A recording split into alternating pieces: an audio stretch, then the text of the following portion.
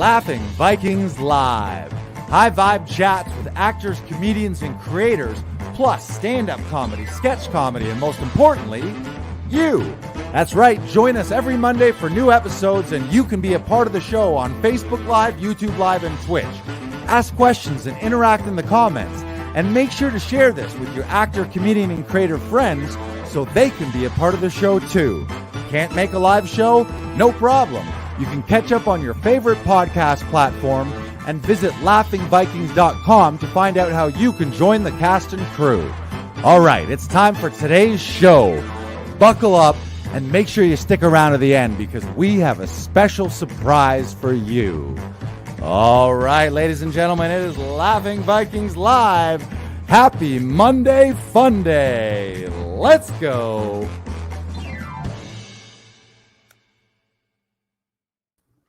Yes. Happy Monday Fun Day. And if you're watching and listening right now, you're like a little overwhelmed. New things coming at your eyes, new colors, new shapes, new songs, new musical notes. What do we do there, BK Broiler? You want to let them know what happened? If they're just like all a blur and just still, they're probably still very confused right now. They're probably still confused. What you need to do is you need to sit back and enjoy because it is going to be a hell of a show today. Hell of a show. Hell of a show. Over the weekend, we're like, we got to do something different on Monday. And so Brandon put together that brilliant intro video. We got those, this new, look at this, these new lights all around us here. Wow. Real showy. You can hit us up in the corner. You got some social media icons there. By the way, it says at Laughing Vikings on Instagram or Laughing Vikings on Facebook. And wherever you're watching from, probably if you're live with us right now, you're on Facebook or YouTube Live. Maybe you're on Twitch, and or maybe you're not listening to this live and you're on a podcast platform and you're going for a bike or you're driving through the countryside or you're doing some work. Maybe you're just wasting time and you wanted to hear our lovely voices. Whatever you're doing, we love you for it. Welcome to episode 35.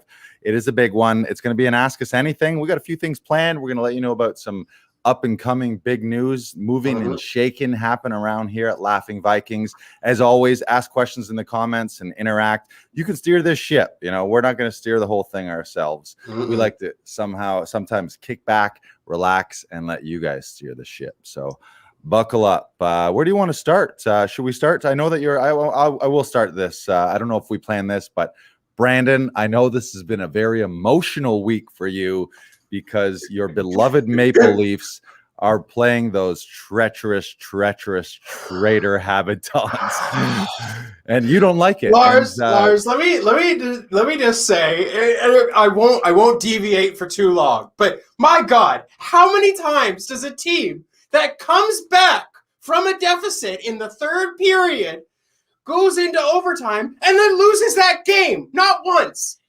twice in a row. Twice in a row. Are you goddamn kidding me? That is ludicrous. That is unacceptable. The fact that we are going to a game 7 tonight is astronomically. It doesn't make any sense, Lars. It doesn't make any sense to me. Why? Well, I don't need this stress in my life. I don't need this. Why do I need another game 7? I'm just going to relive the Boston series from 2013 all over again. Brandon, if I were your therapist, I might be recommending that you take a little break from hockey. I don't think any therapist would take me at this point. Maybe you don't even need a break from hockey. You need to take a break from the Maple Leafs because what you just described, that epic comeback / fail collapse. Twice. If you were describing that to me, if you were like, I'm going to describe a scenario and then you tell me what team you think that was, like halfway through, I'd be like, that's got to be the Leafs, right? That's the Leafs. And you'd be like, yes, that is the Leafs. And 90% of the time, you would be right about that because no other team does this. No other team.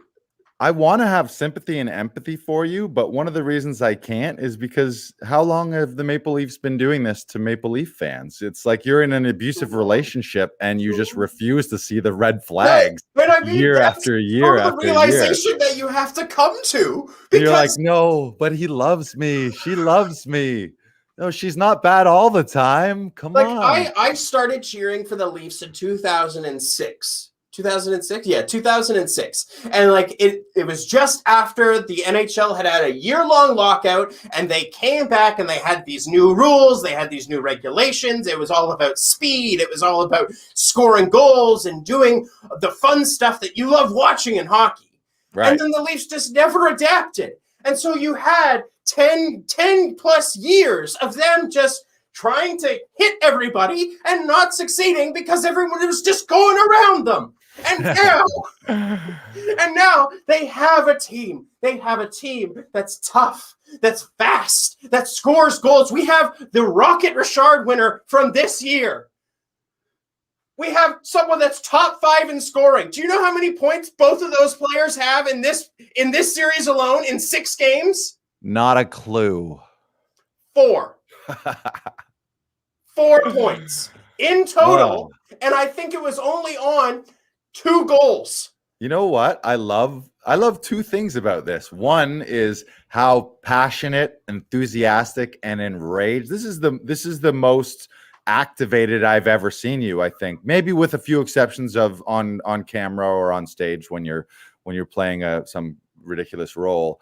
The other thing I really love about this is how little I am affected by it at all. I'm hearing all this and it's like no goosebumps. I'm not getting worried. I'm not getting down. It's just like you might as well be describing just a fake video game world where like this, you might as well be describing a Dungeons and Dragons campaign.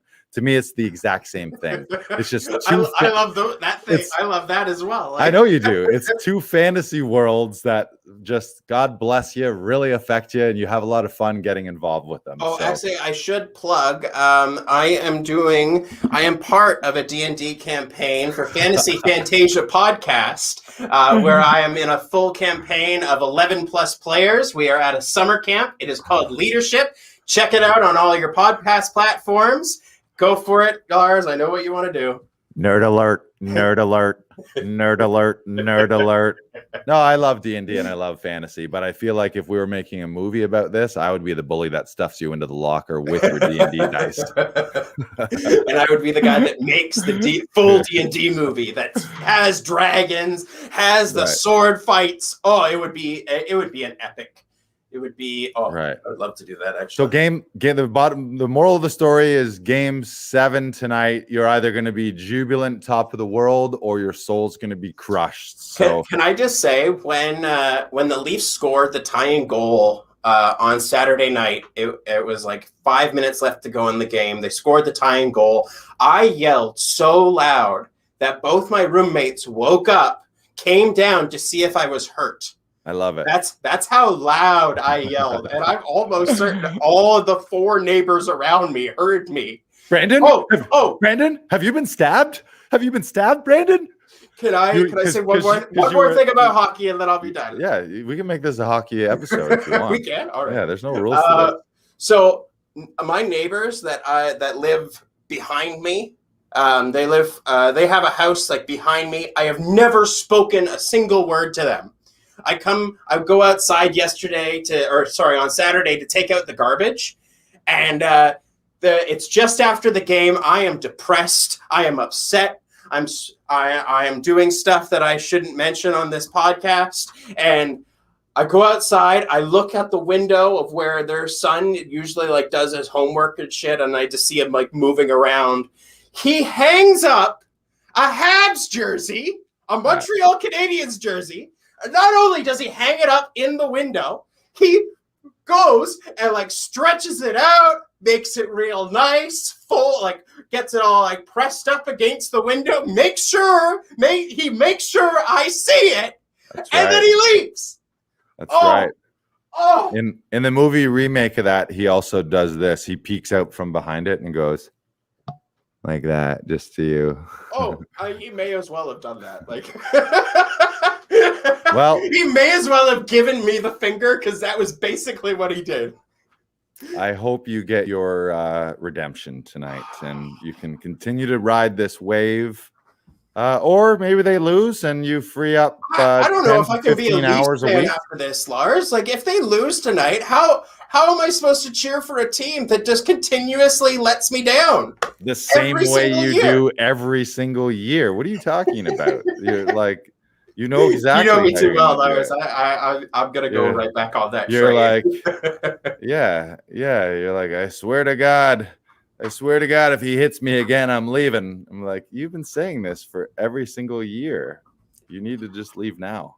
Get out of this toxic relationship with the Maple Leafs. They're not treat. What did they ever do for you? Really? When's the last time they did anything for you?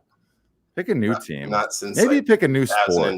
2002. Pick and just hang up hockey altogether and just try something new. Go hard into the Raptors or the Toronto Rock. Get into lacrosse. That's close enough. That's actually our national sport, isn't it? Is it? We invented basketball. I think we invented lacrosse too. Really? Yeah. Oh. I almost want to Google that to double check just to make sure. If only there was some way.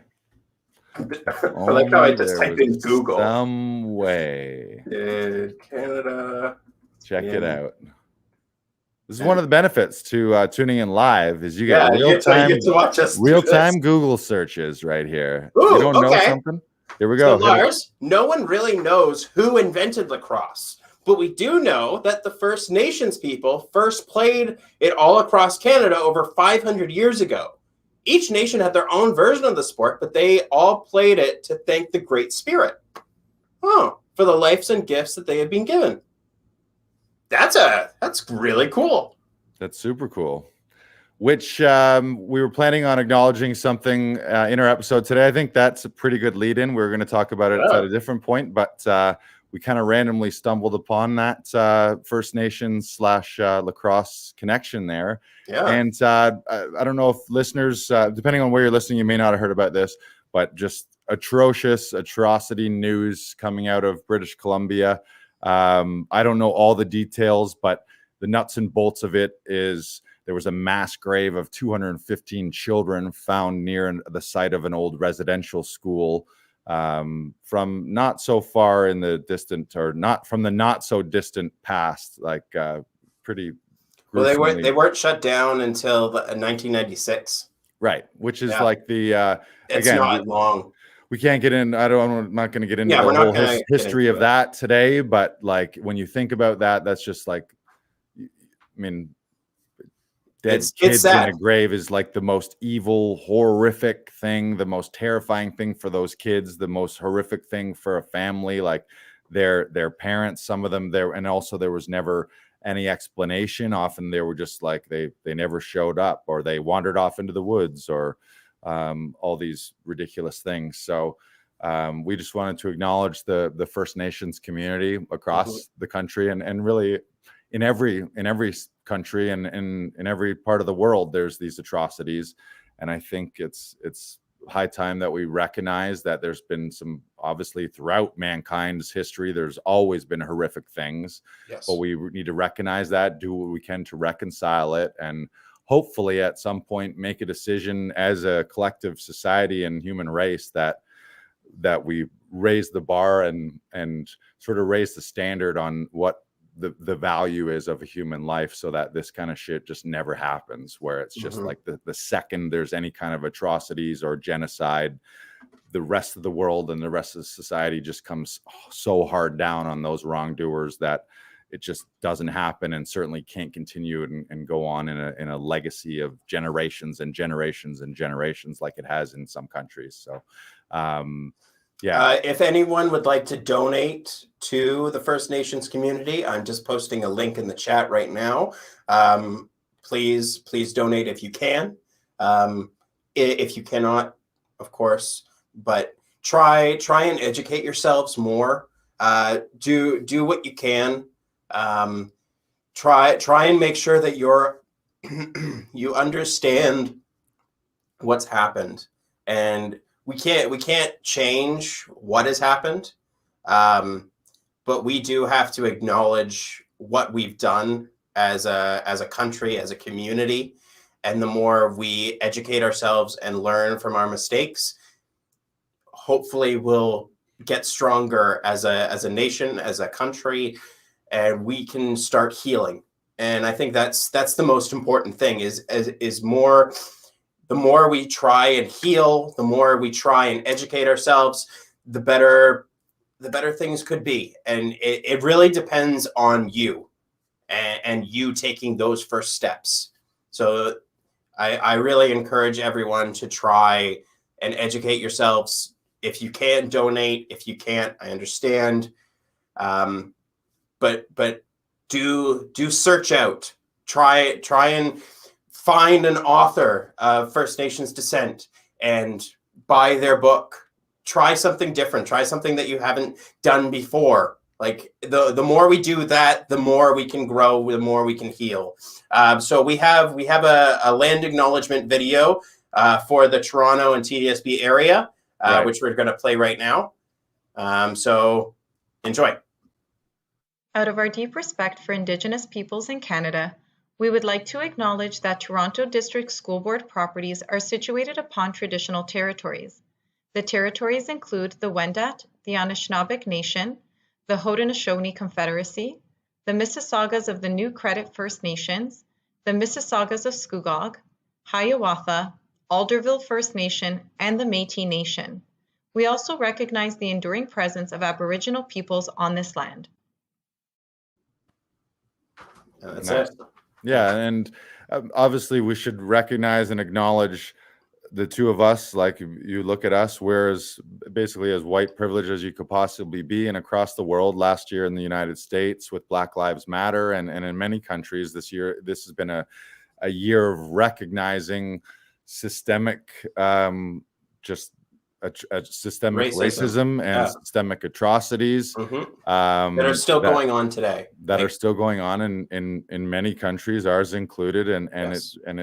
it takes acknowledging these past mistakes, and sometimes people have a hard time or resist acknowledging it in the name of, like, well, our country's not all bad, look at all the good things we've done. Yeah, like, to acknowledge that you've made mistakes doesn't mean you throw at all the good things you've done in your life, but you can't move forward and you can't change for the better if you ignore that kind of stuff. So that's really well said, Lars. And it's easy. It's so easy for us too. It's like, you always hear, like, oh, like North America was founded, like whether it was Vikings or whether it was Christopher Columbus, you hear that all the time. And it's like, no, it wasn't founded. There was people living here for thousands of years that we came in, or not we personally, but Europeans, white Europeans mostly, came in, slaughtered the fuck out of them, took their land, gave them shitty deals, continually broke those deals, continually broke laws, treated them like less than human beings,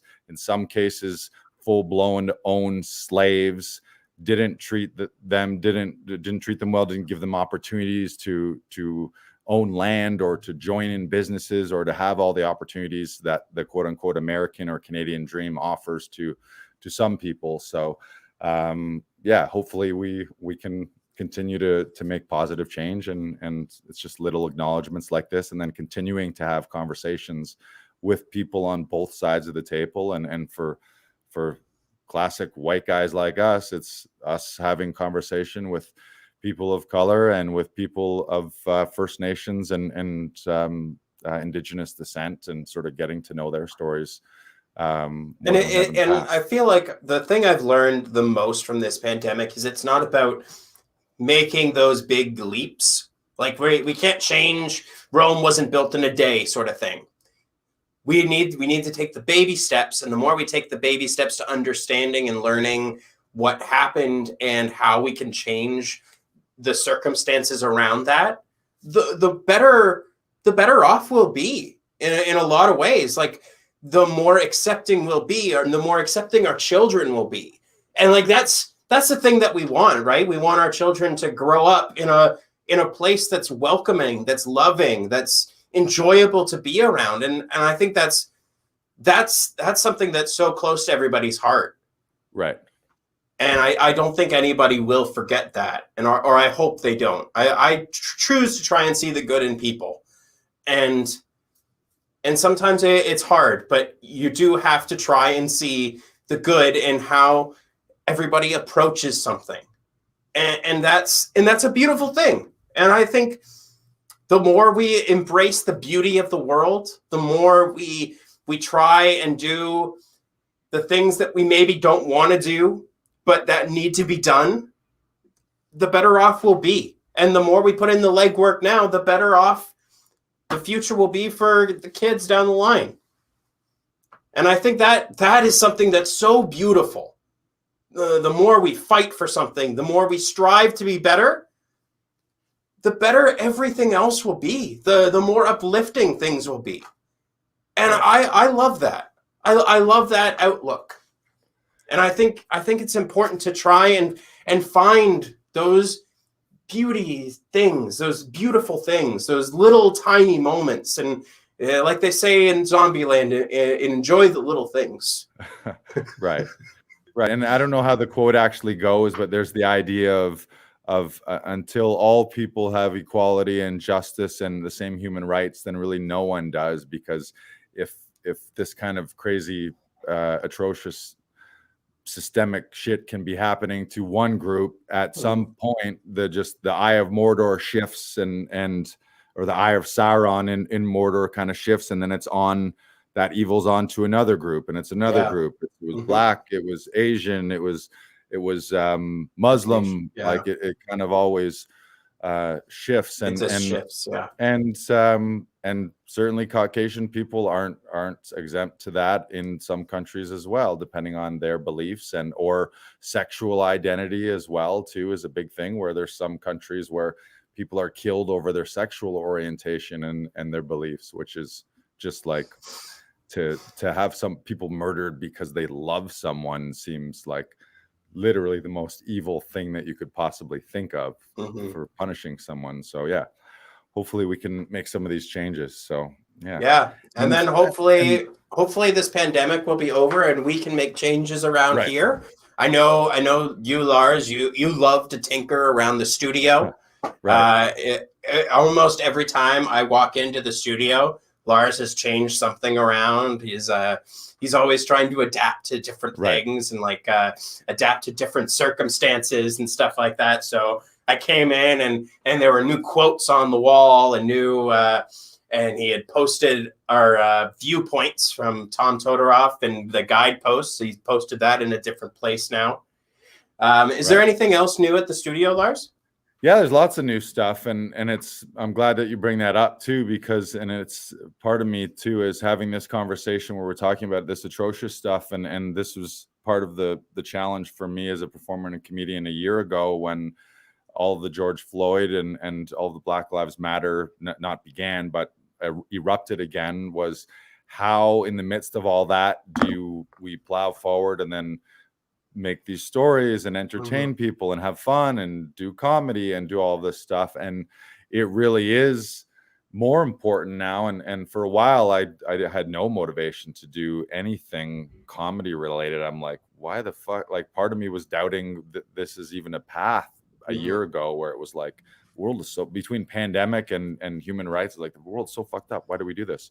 But it is to bring joy, and it is to bring laughter to people, and to give people a brief break from some of these atrocities. Not that you want to take an entire break and avoid them, but sometimes life is pretty tough and people want some fun stuff to do. So that's really what Laughing Vikings has always been, to whether we're producing stand-up shows or helping people audition or doing these podcasts. It's to bring like some joy and laughter and some lightheartedness to things. So to answer your question, what's new at Laughing Vikings as this pandemic and the reopenings and expansions start to happen? Laughing Vikings, we're looking at bringing back live comedy shows. I can't release all the details because there's still tons of permitting and regulations and gathering limits and all this stuff happening. But I will hint at it and say the hint is Comedy Alley. Bring it up. Comedy Alley. And I'll even let a little more of the cat out of the bag. For those of you who've been here at the studio, we've got a lovely studio where we record our auditions, podcasting, green screen video.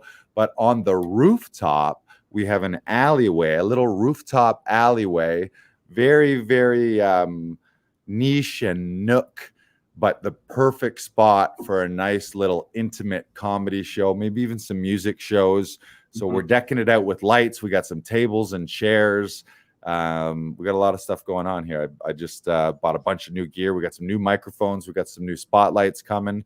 So stay tuned for news. Hopefully June 14th is the reopening for Cafe TO. So that would be the earliest. That's like when the patios can be reopening. Okay. I don't know what limits there are to that, but I'll do a show if there's 5. If we can do a gathering of 5 people, then we'll do a show with that. If they don't allow us to have amplifiers and mics and things like that, then we'll just do spoken word, like the way like poets would just meet in an alley. And you know what, Lars? I'll guarantee something.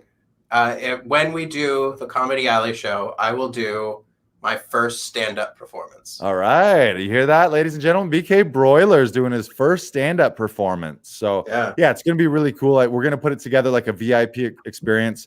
Again, with all these gathering limits, like we'll probably get with, maybe it'll be 5, 10. I'm hoping 10 for the first couple weeks. Then maybe we'll get up to 25. Probably the capacity here would be 25, but we'll also have the studio space. So we'll have some cool stuff going on in the studio as you're coming and going to those stand-up shows. And we're going to do them like dinner and a show vibe. Again, we're still working out the permits, but ideally the tickets are going to involve a dinner and a drink package, maybe some cans of beers from a local brewery and a box dinner, and then a professional stand-up show and some newcomers like BK Broiler popping his stand-up cherry here. So stay tuned for those. And to get you prepped for that, why don't we bring it up on screen here? I'm going to give away a digital copy of my debut stand-up album, Silly Goose. If you go to laughingvikings.com/sillygoose, again, that's laughingvikings.com/sillygoose. Or if you're on Instagram, it's just directly through our link in bio. You'll find it there. And you'll get a digital copy of my debut album, Silly Goose. And you'll get notified and get access to an upcoming live stream comedy show here at the Comedy Alley. COVID pandemic permits, reopenings pending, but we're getting there. The light is at the end of the tunnel. Too many people are getting stabbed with vaccinations for us to start keeping, like, you need to invent a new disease or you need to let us go do something else. You know, God, imagine another pandemic hits just as soon as the other one ends. And let me correct, I'm not saying that COVID was invented. It's obviously a real thing. People have died from it. But we've been through here in Toronto, we've been through lockdown after lockdown and shutdown after shutdown after shutdown. In the meanwhile, big box stores are just thriving and other small businesses, and certainly the performing arts is getting crushed right now.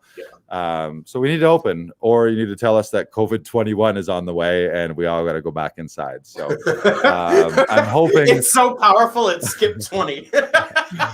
Right. But in the meantime, go to laughingvikings.com/sillygoose and you can score that debut album. You'll get access to it. And you'll be first on the list to those upcoming shows, because it's going to happen sooner or later. It's going to happen, and we'll figure out a way for it to happen, even if it means us all meeting in the middle of a forest and remaining 50 feet apart, and just one guy deep in the forest yelling out setups, premises, and punchlines. And then if a joke screamed in the forest and nobody's there. Is anybody here? Is it really funny? Hello? Yeah, what's the farthest? It's like, we're not allowed to gather, but technically what's a gathering? Like 6 feet? Like, we can all just, I don't know. In Trinity Bellwood Park, they have like little crop circles 6 feet apart, so that you can go with your pot of people. And if you have no idea how far 6 feet is, then you can use their guiding circles. Nice. But maybe we should invest in some of those. But I'm super pumped about that. I've been out here like setting up the tables and chairs. I like to tinker, setting up lights.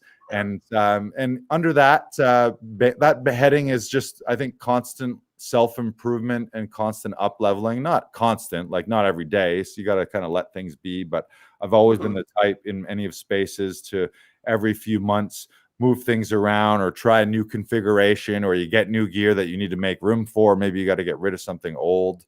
And I think that's just a good spirit to have, and it also keeps me fresh. I start feeling stagnant, and then I invent some new project around here where I'm like, oh, okay, everything that's over there, I'm gonna move it over there, and everything that's over there, I'm gonna move it over there. That's what I'm gonna do this weekend. And at the end of the weekend, I'm like, that's perfect. And then Finally, a week later, everything's perfect. I'm gonna move it all again. Right. Yeah, who knows? So yes.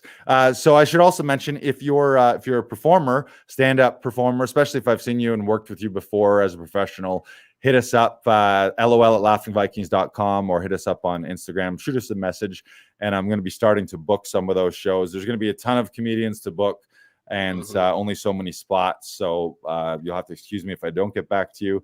Anyone who's run a stand-up show, you know the nightmares of booking a stand-up show. You always get just these influxes of, can I have a spot? Can I have a spot? Can I have a spot? And generally, Laughing Vikings shows pay the comedians as well too. So we get extra requests because there's actually money involved and not just chicken wings or a beer ticket. No promises, but usually there's money attached to that. I'll take the chicken wings. Right, Brandon gets all the chicken wings. Yeah. Well, if you're a first timer, I actually like to do that. I like to run shows where I've headlining professionals do shorter sets. The shows I've hosted in the past, I would book 3 headlining comedians, people you've seen headline across Canada or in the States at comedy clubs, and they've done festivals. But then you get a shorter amount of time, kind of what you call a middle or feature set of 20 minutes. And the other thing I like is brand new people, especially people who've never done it before. I've been a part of a lot of people's debuts, so you can hop on board. And if you're listening to this and you've never done a stand-up show, shoot us a message and we can get you on as a noob. 5 minutes. You got 5 minutes. 5 minutes? Okay. 5 minutes. Oh, God. Well, you performed lots, so maybe you can have 7. But 5 to 7 is usually the opening standard. And then do you have any advice for someone just starting out? I would say talk about what you know rather than invent made up premises or made up stories. Like, talk about things like you just ranting and raving about the Maple Leafs. That's a start right there. Like, that for me, that was funny because I don't care about it at all, and you seem enraged by it. So to me, that's really funny. Yeah. But yeah, I think that's the main thing. The main thing is also keep it 5 minutes. Decide. There's different ways to do it. Some people are one-liners, so 5 minutes, that might mean 25 one-liners. Other people, 5 minutes is one story or 2 quick jokes, or it's a song, or it's a character piece, or whatever it might be. Practice.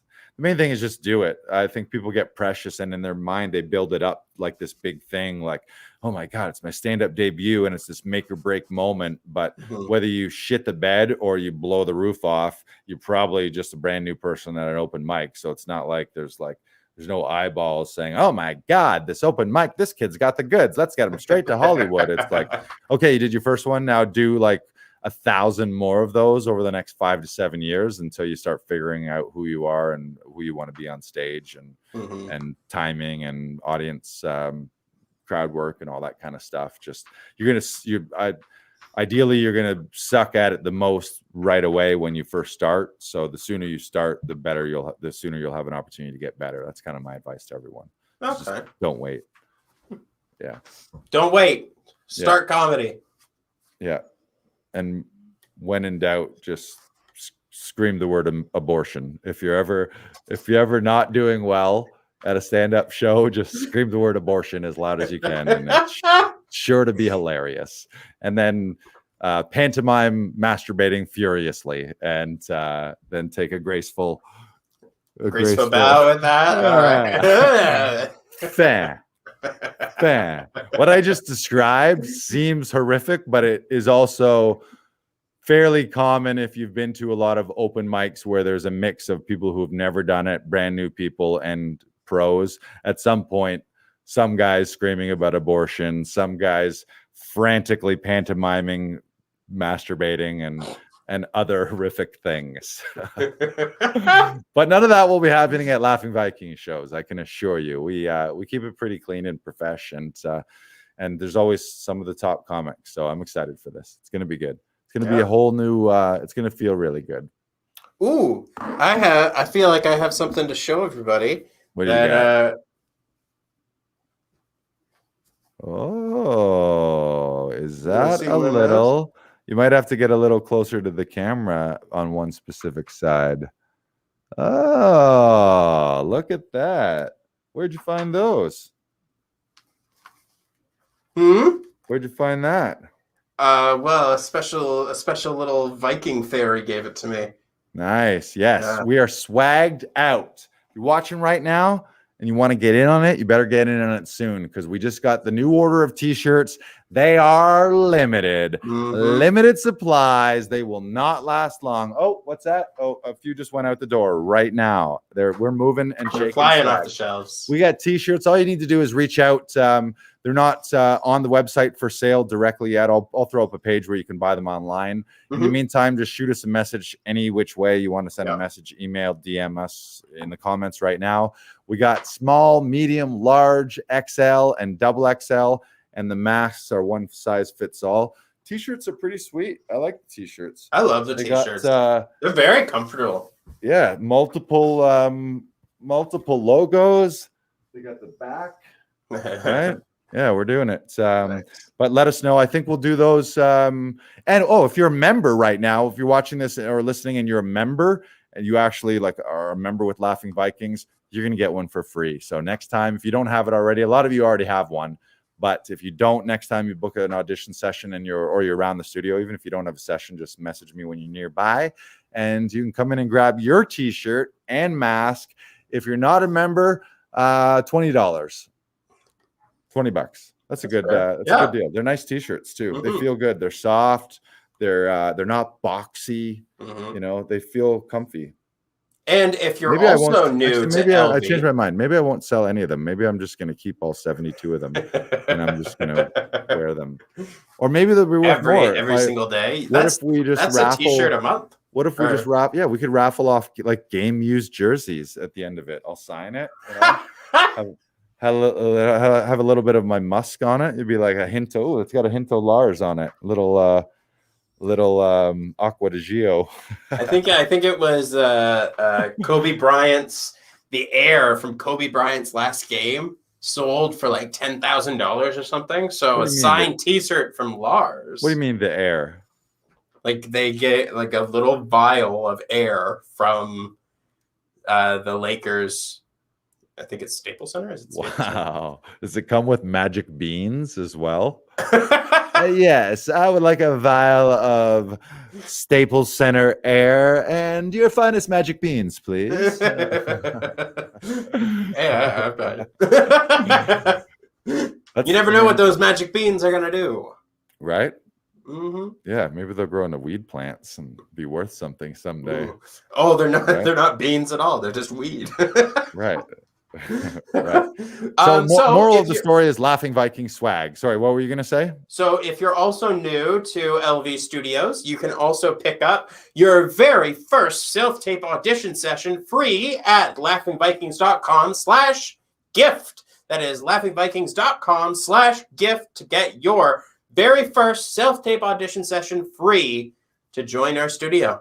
And why would you want a self-tape audition session, you ask? Well, maybe have you ever gotten an audition and thought, oh, great, when am I going to film this? Have you ever thought, oh, great, who's going to be my reader? Have you ever thought, I have thought great, where am I going to do this? What lights, what camera? Have you ever thought, oh, shit, there's construction outside my house 24/7? Have you ever thought, my neighbor is an insane man who rants and raves all day long. And in this script, it says nothing of an insane man. Where am I going to do this self-tape? Yeah. If you've ever thought, oh my God, if I have to do another self-tape with my husband as the reader, I'm going to kill myself and quit acting. If you've ever thought any of those things, do not kill yourself. Do not quit acting. Just come to Laughing Vikings. Go to laughingvikings.com/gift. We'll give you the first one on the house. We're giving it away. We're giving it away. You come here, a professional actor who's trained and well-versed in TV, film, theater, and commercial casting is going to rehearse and read with you on camera. We'll frame you up, give you suggestions and creative advice or creative directions. You could take them or leave them. If you want to use it, you can, but we're always offering suggestions and ideas to throw out there.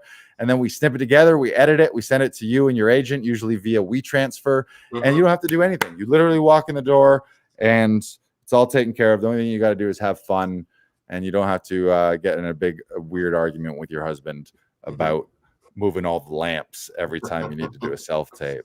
For God's sakes, Karen, where are the lamps? I had to do a self-tape, right? And it's not just for film and TV. We also do Shakespeare as well. So if you have an audition for Stratford or some other Shakespeare company, please don't hesitate to come here. We are more than happy to help you and assist you with that kind of work as well. Maybe you've got a motion cap one where you need to be seen a little more in a 3/4, a little more. Whoa, I almost fell down. Little more movement for video games. We got space in the front to do that. Also, voiceover. You can use that for voiceover. So if you have a voiceover audition coming up, you don't have a good home studio, or you just want someone to help you with some of the editing and or give you some creative direction, you can also use that promo at laughingvikings.com/gift. Go there, throw your email in. You'll get a coupon code that you can use at checkout.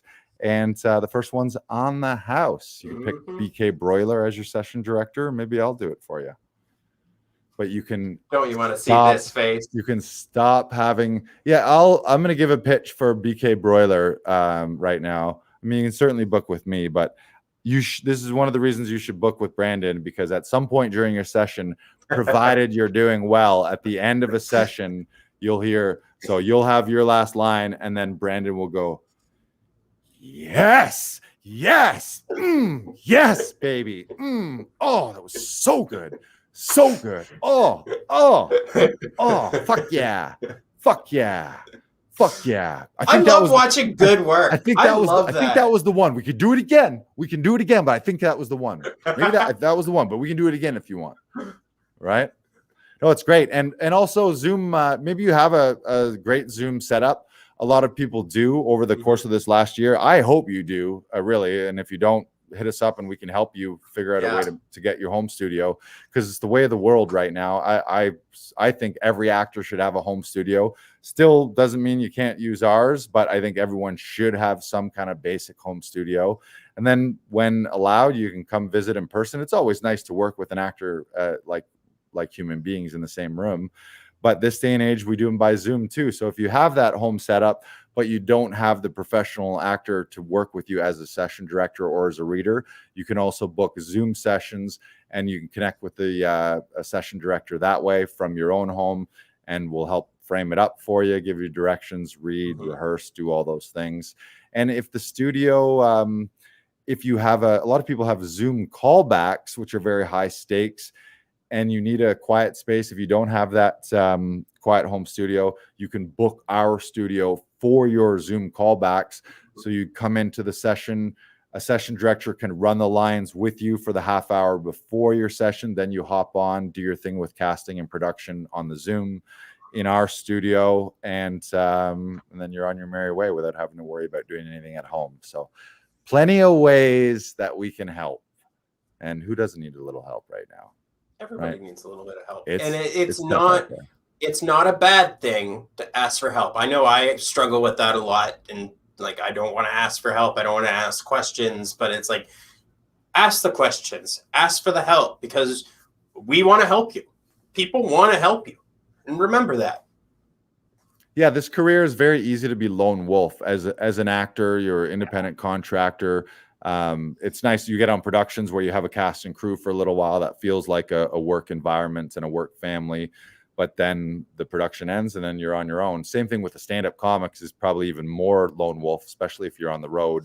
You might travel with a few friends that you're doing shows with, but generally it's your own path, which can be lonely if you don't reach out to people, if you don't join a community.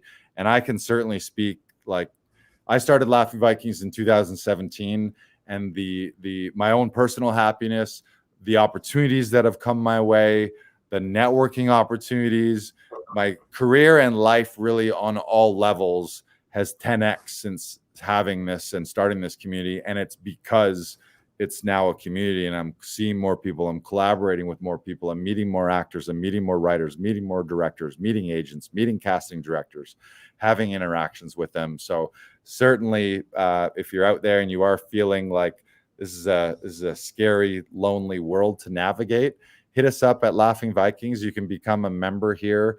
And anytime you need audition help, you got someone to rely on. You can book one of the session directors, or you can actually start building your business like Brandon has, where you are running a session director. And that to do that, that's something we should talk about as well. As the details of it, I'm still rolling it out a little bit, but we have a session director program and also a partner program where you can run sessions and be earning. You set your own flexible schedule and be earning by helping other actors with their self-tape auditions. And the partner program is by referring other actors and by referring other members and helping Laughing Vikings grow. We have a partner program where you're also paid for those efforts. And that's going to include the stand-up shows that we've got coming up. So we're going to be having some partners who will be helping us produce some of those shows. And that was sort of my thinking when I started Laughing Vikings.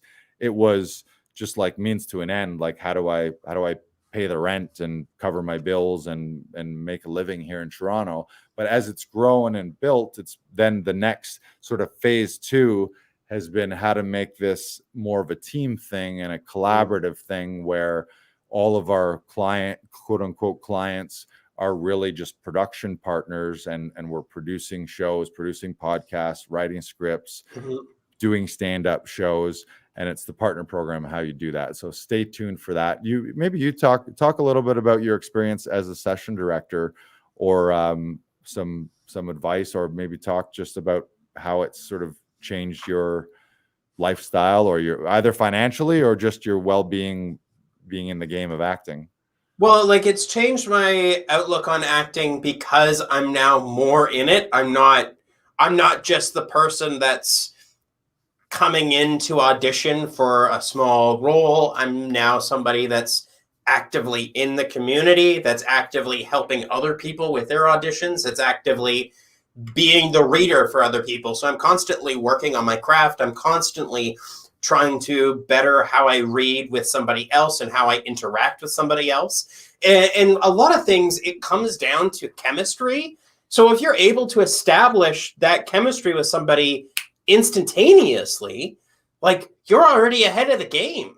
Like, and I think that's something that sort of gets overlooked, because we go like, oh, you have chemistry with what's her face, and my God, when you're with them, like, it's magical. And yes, there are, Gene Wilder described it as like, it's a sexual energy as well. Like, he remembers meeting Richard Pryor. Richard Pryor, thank you. Right. And he talks about meeting him for the first time and saying, like, there's an electricity as soon as we locked eyes with each other. Yeah, it was like an animalistic electricity. Yeah, and like, you know exactly where that other person is going to be at that given moment. And like, I've had that with people before. But it's also being able to establish that connection immediately with almost anybody. Like, there are people that I don't like working with, but like, there are you do still have to work with those people. You do still have to be able to put your own ego aside, or your own self-consciousness aside, to be like, okay, I'm going to do this, and I'm going to be the best person for you in this moment. And I've talked about this before, where I love being in the trenches with somebody. I love doing scene work with other people, because there's a give and take there. There's a I'm going to do this. Oh yeah, well, you're going to do that. I'm going to do this, and see where it goes. You can always be challenging somebody else, and that's the beauty of scene work. That's where the things come out. That's when the scene comes alive, because you're fighting for something. You're fighting with somebody about something else, and that's what I love. And it's, being a session director has reinforced that, and has allowed me to keep fresh, has allowed me to work on my voice more, has allowed me to like find those moments. And and somewhat steal different aspects of different people's performances and be like, I really like that about your performances, and I really like that about your performances, and being like, I'm going to take those two things and I'm going to combine them, or Right. I'm going to, and I like to think of it as combo moves where you're like, you're trying one thing and then playing the opposite as well, or like discovering something and then role playing something else. And like this all sort of comes down to our language with Tom Todorov as well. But I think that's it. This community has given me so much, and I am so grateful to be a part of it. Well, we're thankful and grateful to have you here. I don't think I've seen you that passionate since you were ranting and raving about the Maple Leafs a few minutes ago. I told you it was going to be a hell of an episode. Right. No, we do love having you here, and I think that the spirit of what you do is you go into every session looking to genuinely help that actor bring out their best performance. It's like you only have so much time, and it's their performance, and ultimately you want that actor to be in charge of their own choices and choices and decisions, but we want to give them suggestions. So in the beginning, I always just was thinking of it in terms of, as long as I can make it better than it would have been had they done it without me, then I know that I've always done my job. Obviously, all the technical stuff we take care of as well. It's got to be proper framing, proper lighting, nice backdrop, all that kind of stuff, and it's well edited, and the beginnings and end of the files are snipped, and the slate's done correctly, and the file name is named properly. Like, there is actually a lot of things to screw up, especially on the technical side. And I think we take it for granted because I still, like, not that I'm a young guy, but for an older guy in my 40s, I feel like I have adapted to tech, and I don't really resist it. If there's a new tech, I briefly roll my eyes and be like, oh, fuck, another one I got to learn. And then you just like learn it so that you can exist in today's society. Because if you don't, like, if you didn't learn how to do Zoom, and right now you're figuring out Zoom still, it's like, hello, you're muted. You're muted. Well, I mean, like, even this background right now the new background that we have up, if you can't see it and you're just listening to this podcast, please check out the live every Monday at 6 p.m. But like, even making this background, it took me a couple days to figure out how to change the at Laughing Vikings at the bottom, or like how to change the font and how to make it bigger, or how do I put the Laughing Vikings that's behind us right now, how do I put that in frame? Or we have new overlays as well. Like, and how do you change those? And like it took a couple days and like trial and error, and me, angrily giving up for a couple hours and then coming back and being like, okay, let's try this again. This might be our advertisement for a graphic designer we're doing right now. I don't know if my stress levels can handle that. Right. Yeah. But long story short, or long story long, is hit us up. I think that we've got a great community here, and if you're a person who wants to be like Brandon and working more closely with actors, and for you, like, I know that you still do have you do the odd job that isn't acting related, but this has certainly boosted your acting related time and working in the industry, and you're making some decent coin too. I would, like, if I have to hazard a guess on decent months, you're paying your rent with self-tape sessions, I would imagine. More or less. Yeah, probably about half. Nice. What was your biggest week? Do you remember how many you did? I think it was in November. So a couple of months after I had just started, but I think it was 15 to 16 sessions. So that was $300. Nice. Yeah. And like, that's a week. Right. And you set your own schedule.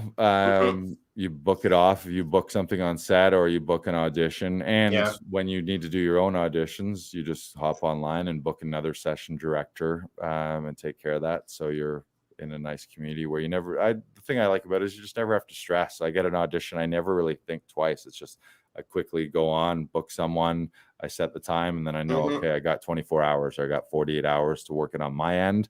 And then I still have time in a room with you to iron it out and work it out and make it look nice and make it to be a I've also solid scene. found that it's given me more time to plan the story of what I want to tell of the character.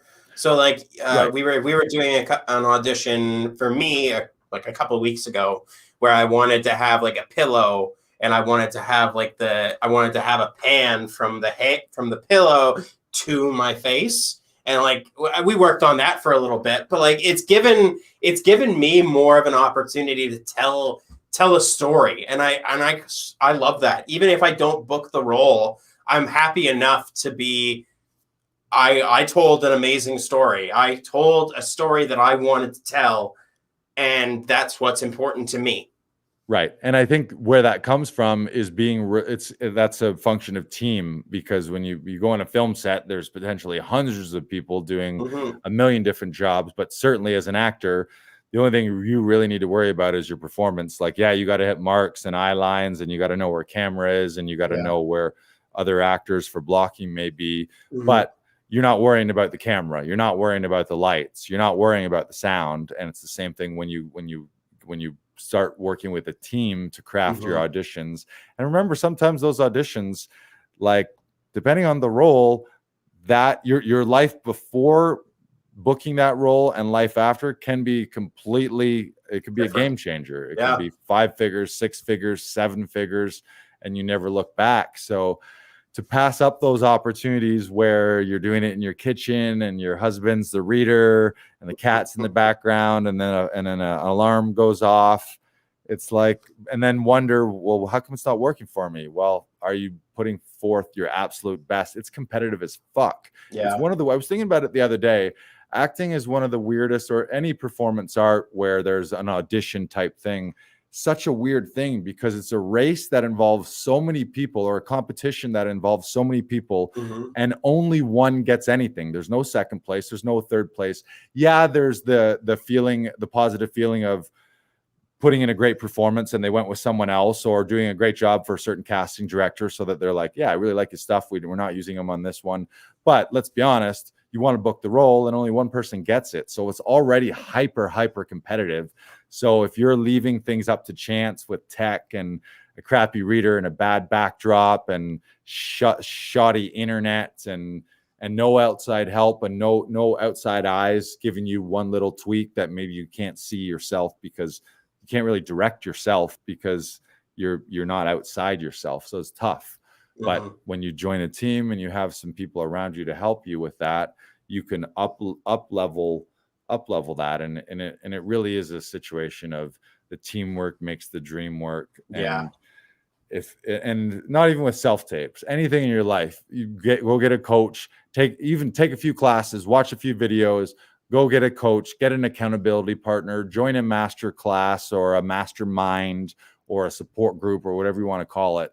Doesn't matter what you're doing in your life. If you're trying to do it alone versus getting help and doing it with a community, every great thing that's ever been done, even if it looks like one single man or woman did it, they did it with a team of hundreds and some, like Olympian. I think of astronauts or Olympians.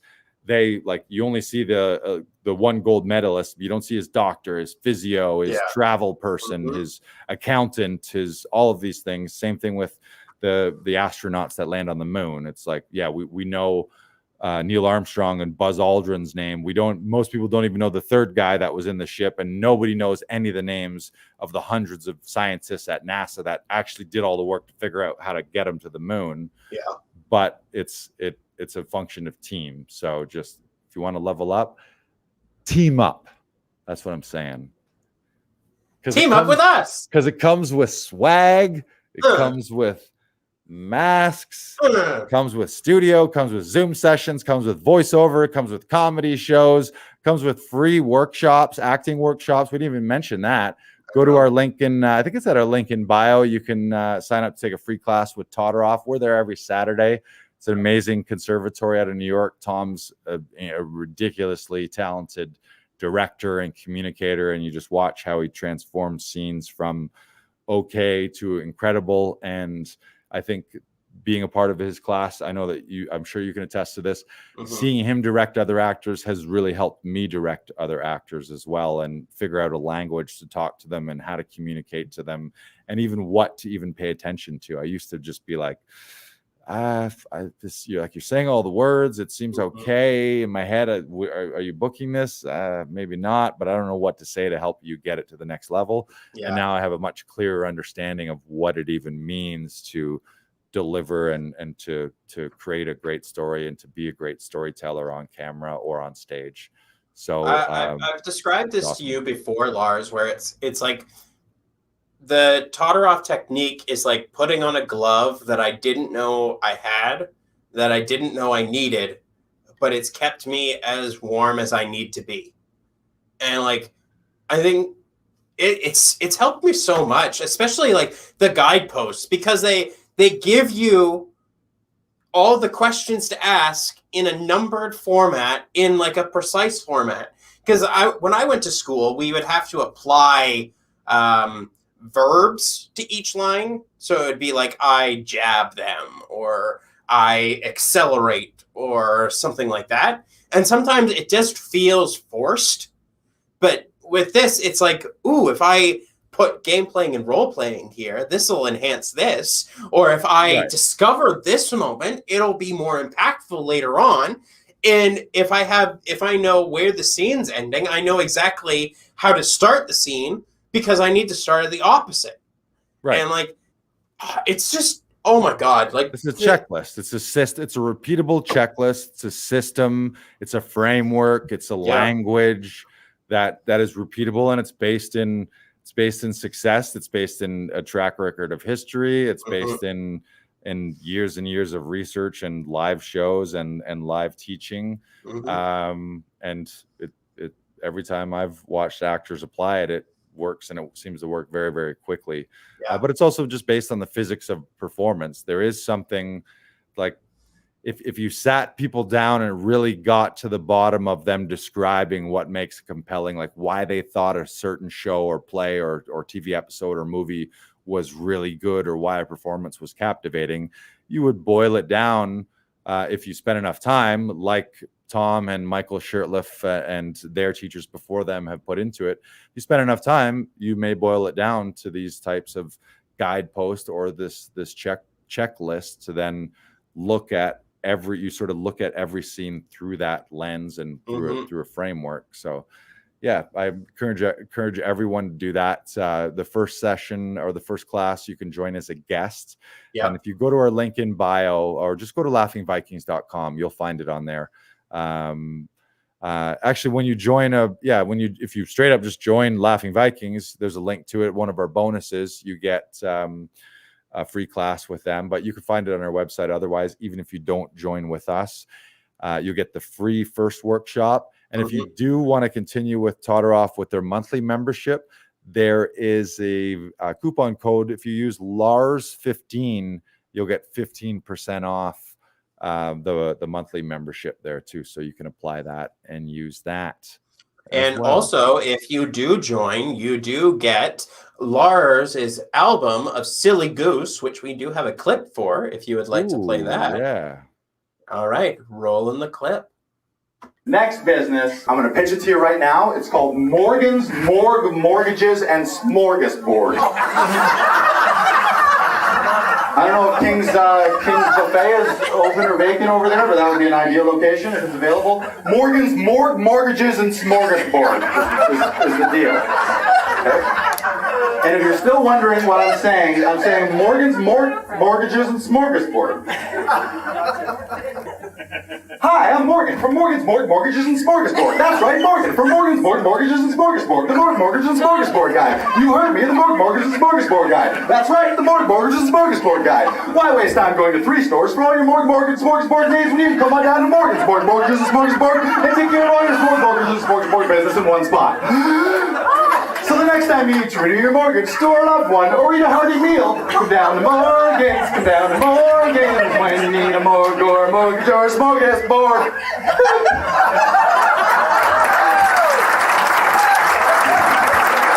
We're really doing it. We're really doing it. Huh. Interesting. Did Canada recently make the $20 bills invisible? I expected to see this whole area flooded with them right now. When you need a morgue or a mortgage or a smorgasbord.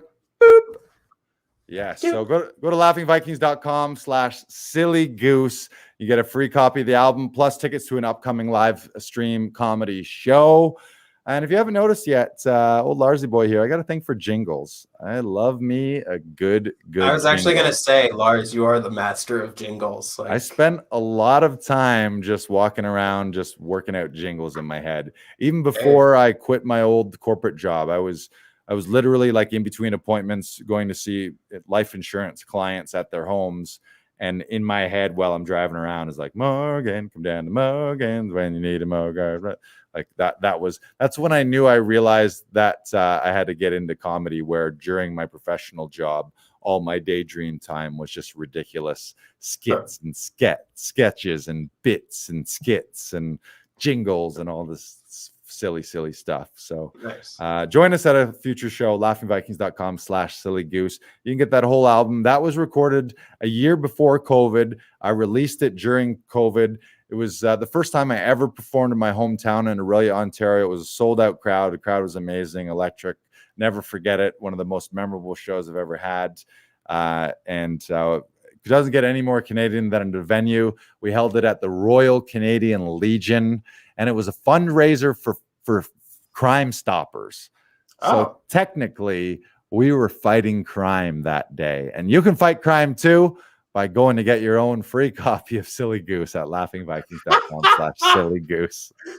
It will somehow fight crime. Brandon liked that. See? We're changing the world here. We're changing the world. We're changing the world. All right. Probably we're going to wrap this up. It's about that time, I think. You got a hockey game. You got to watch Game 7 here. Tune in next week. A really nice night or a really tune bad in next night. week. Yeah. You're going to see the whole thing. Tune into next week's episode to find out whether or not Brandon is still with us based on the outcome of this hockey game. Who knows? I'll stay with you, though, to make sure you don't jump off the roof. We're kind of high up. We're on the second floor here. Oh, God. If they lose. I don't think Luna would let me do it. No, she wouldn't. Yeah. She wouldn't. Okay, so before we go and before we all watch that game, because it's just that game, we need a quote to inspire our week. Please do. So our quote this week, because we haven't done it in the past couple weeks, the past can teach us, nurture us, but it cannot sustain us. The essence of life is change, and we must move forward or the soul will wither and die. We have a lot that we need to reflect on. And I think this pandemic has given us the opportunity to reflect on those things. And it has brought to light a lot of things that we've tried to shove under the rug. And I think it's important that we acknowledge what we have done, the atrocities that have been committed. But it is important that we educate ourselves and move forward because we can't go back. We can't change what we did. The only thing we can do is learn and adapt and try to be better for everyone down the line. It doesn't matter who. Everyone deserves the best. Right. And I think that's important. Do you have anything to add, Lars? I mean, just so that this stuff ideally never ever happens again. I think we all have to be hopeful. I don't think we can't remain callous or sarcastic or jaded, like, oh, well, like people die, or like, well, wars will always happen. It's like, no, I think that's a cop out. I think at some point this kind of stuff needs to end, and it ends when we all raise our level of reverence for an individual human life, and not even just human life certainly, but the life of plants and animals, and the life of our earth as well, which is a lot of the indigenous beliefs as well. And First Nations belief was being at one, and that there is a certain life force in all of us, that we're all together with animals and with plants, and that there's all the system of harmony. And right now, a lot of that harmony is not in harmony and needs to change. So our thoughts and our love to the Indigenous community, and all the best to everyone out there, and we'll just all continue to do our best so that hopefully we get to the point where this shit doesn't happen. Yes. Yeah, that's a wonderful note to end on. Thank you, everyone, for tuning in. Have a fantastic week. Enjoy your Monday Fun Day. And I will keep my fingers crossed that it will be a wonderful night for me as well. All right. Goodbye, everyone. Great episode. Great episode. Goodbye.